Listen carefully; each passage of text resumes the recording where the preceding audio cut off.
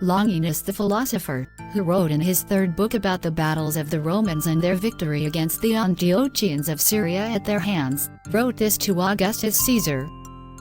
Persians from the east entered the territory of your kingdom and drew near and presented gifts in the land of Judah to the suckling infant who was born there.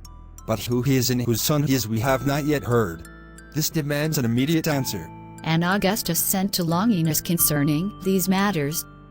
Herod, whom we left there as governor, shall write and make known to us concerning what he wrote to me and who is the one to whom they sent the offerings and to what end.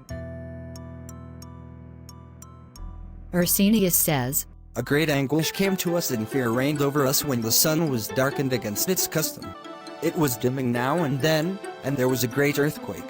And we were hearing the extraordinary and terrifying things that were occurring in the cities of the Hebrews. Behold, we are learning and hearing this day from a letter Pilate sent from Judea to our Lord Tiberius Caesar that upon the death of a man whom the Jews crucified, all these terrifying things happened. And when Caesar heard, he sent to Pilate and dismissed him for doing the bidding of the Jews, and also threatened death on those who crucified our Lord.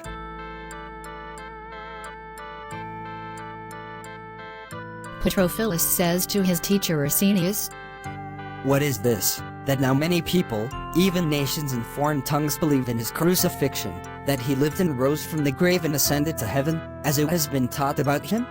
For, behold, the sage Theodore, the head of the sages of Athens, Martin of Berea, Africanus of Alexandria, and Marcianus from Caesarea of Palestine, and all the rulers and governors are renouncing their gods, and behold, they worshipped Christ and believed in him. And they preached about him without purses or possessions and in endless poverty.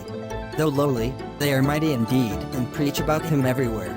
Ursinius says to his disciple, If all the people have begun to learn and worship the Galilean as Christ and call him God and Son of God, why do you tell me the names of wise men who have renounced their gods and now worship him who was crucified in the land of Palestine, as I am seeing?